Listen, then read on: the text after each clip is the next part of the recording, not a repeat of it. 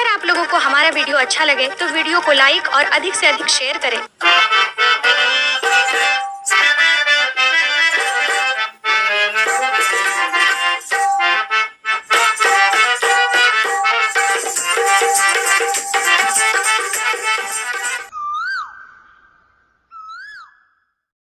नमस्कार, चौपाल संध्या के इस विशेष अंक में आप सभी का एक बार फिर से स्वागत है। सम्मानित किसान भाइयों, कृषि प्रौद्योगिकी विकास यात्रा में हमें दिन प्रतिदिन कुछ ऐसे शब्दों से रूबरू होना पड़ता है जिन्हें हम आसानी से समझ ही नहीं पाते हैं। इन दिनों ऐसा ही एक शब्द पुनर्योजी कृषि, रीजनरेटिव एग्रीकल्चर प्रचलन में है। आज के इस एपिसोड में हम बात करते हैं पुनर्योजी कृषि के ऊपर।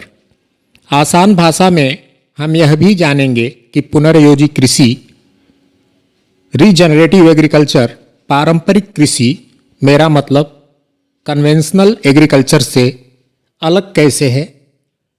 बात करेंगे इसके फायदे और सिद्धांतों के ऊपर। 1980 के दशक के शुरुआत में रोडेल इंस्टीट्यूट, जो कि एक गैर लाभकारी अमेरिकी संस्था है जिसकी स्थापना सन 1947 में पेंसिल्वेनिया में एक प्रसिद्ध उद्योगपति J.I. रोडेल के द्वारा की गई थी।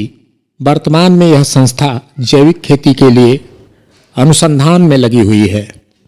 यानी संस्थान मानव स्वास्थ्य, पानी की गुणवत्ता, जलवायु परिवर्तन के ऊपर अनुसंधान कार्यों में जी जान से जुटी है। इसके साथ ही संस्थान में रासायनिक कीटनाशकों, जड़ी बूटियों और उर्वरकों के बिना बढ़ते खाद्य सामग्री के प्रभावों के ऊपर भी अनुसंधान कार्य किया जा रहा है। इस संस्थान के द्वारा 1980 के दशक के शुरुआती दौर में पुनर्योजी कृषि शब्द को प्रचलन में लाया गया। संस्थान के द्वारा पुनर्योजी कृषि संघ का गठन किया गया है और पुनर्योजी कृषि के प्रसार हेतु सन 1987-88 में पुनर्योजी कृषि के बारे में पुस्तकों का प्रकाशन भी प्रारंभ किया गया है।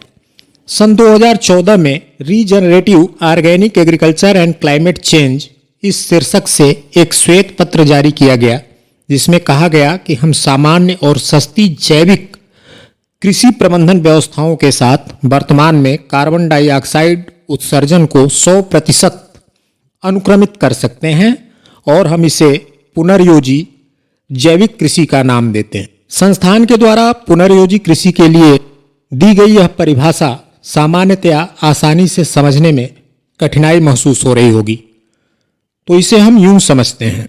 हमारे द्वारा उगाए जा रहे फसलों एवं पौधों के लिए आवश्यक पदार्थों जैसे nitrogen, phosphorus, zinc, sulphur, molybdenum जैसे पदार्थों का प्राथमिक भंडार हमारी मिट्टी ही है। सामान्यतया पौधे इन तत्वों को मिट्टी से ही प्राप्त करते हैं और वृद्धि करते हैं। यहाँ तक तो बात समझ में आती है। यदि हम पारंपरिक खेती की बात करें तो फसल उत्पादन हेतु हम सर्वप्रथम खेत की जुताई करते हैं, जिसके चलते मिट्टी में उपलब्ध पौधों के वृद्धि के लिए आवश्यक कार्बनिक पोषक तत्वों का तेजी से क्षरण होता है और दिन प्रतिदिन मिट्टी में इन तत्वों की कमी होने लगती है। इससे हमारी उत्पादकता प्रभावित होती है। जुताई के साथ साथ अकार्बनिक उर्वरकों एवं कीटनाशकों के प्रयोग से मिट्टी में उपस्थित लाभकारी सूक्ष्मजीवों का समुदाय भी नष्ट हो जाता है, जिससे मिट्टी में प्राकृतिक जैविक पोषक तत्वों का उत्पादन कम हो जाता है और इसका सीधा असर उत्पादन पर एवं मानव स्वास्थ्य पर पड़ता है। पुनर्योजी कृषि में ऐसे तरीकों को खेती में बहाल करने की सिफारिश की जाती है जिससे मिट्टी में प्राकृतिक रूप से उपलब्ध पोषक तत्वों और कार्बनिक पदार्थों का क्षरण न होने पाए। या इसे यूं भी कह सकते हैं कि मानव स्वास्थ्य के लिए स्वास्थ्यपरक भोजन उत्पन्न करने वाली कृषि प्रणालियों के लिए एक संरक्षण प्रदान करना है, जिसमें मिट्टी के ऊपरी सतह का पुनर्जनन एवं संरक्षण, साथ में जैव विविधता को बढ़ावा देना, जल चक्र में सुधार करना, पारिस्थितिकी तंत्र सेवाओं को बढ़ाना, जलवायु परिवर्तन के प्रति लचीलापन मिट्टी के स्वास्थ्य एवं जीवन शक्ति को मजबूत करने जैसे दृष्टिकोण को ध्यान में रखते हुए कृषि उत्पादन प्राप्त करना है। पुनर्योजी कृषि प्रणाली में 4 मुख्य सिद्धांतों को अमल में लाने की सिफारिश की गई है, जिसमें पहला है मिट्टी, पानी और जैव विविधता। इसमें सुधार करना मतलब पूरे कृषि पारिस्थितिकी तंत्र में नियमित सुधार करना। दूसरे नंबर पर खेत की मिट्टी के स्वास्थ्य को ध्यान में रखते हुए एक विशिष्ट डिजाइन तैयार करना। तीसरा, न्याय संगत तरीके से पुनर्योजी कृषि में सम्मिलित लोगों को उनके लिए आपसी संबंधों को मानक के अनुरूप विकसित करना। और अंत में मिट्टी की मूल क्षमता को व्यक्त करने के लिए खेतों तथा खेती करने वाले समुदायों का विकास करना शामिल है। इस आधार पर कहा जा सकता है कि पुनर्योजी कृषि कोई विशिष्ट कृषि प्रणाली नहीं है, बल्कि इस प्रणाली के अंतर्गत इस तरह की खेती करने वाले लोग विभिन्न प्रकार की टिकाऊ कृषि तकनीकी को एक साथ अमल में लाते हुए खेती करते हैं, जिसमें प्रमुखता से अधिक खेत में उत्पन्न कचरे का पुनर्चक्रण और खेत के बाहर से भी अन्य जैविक स्रोतों से प्राप्त खाद्य सामग्री का उपयोग किया जाता है। इस तरह निरंतर मिट्टी के स्वास्थ्य में सुधार होता है और स्वास्थ्य परक फसल की पैदावार बढ़ती जाती है। मिट्टी का स्वास्थ्य सुधरते रहने से इस प्रकार की खेती में इनपुट की आवश्यकता दिनों दिन कम की जा सकती है।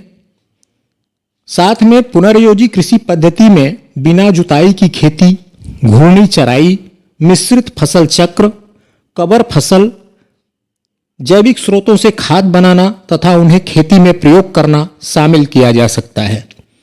बिना जुताई खेती से कार्बन को वापस मिट्टी में लाया जा सकता है, क्योंकि इस प्रणाली में बुआई के समय फसल के अवशेषों को दबा दिया जाता है।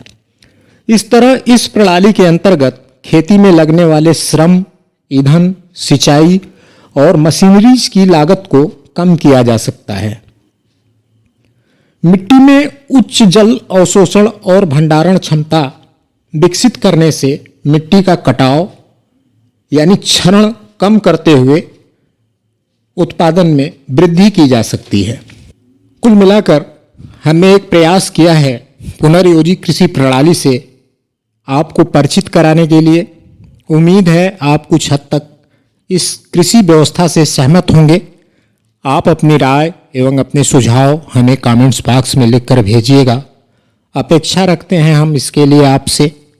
हम फिर एक साथ होंगे अपने अगले अंक में।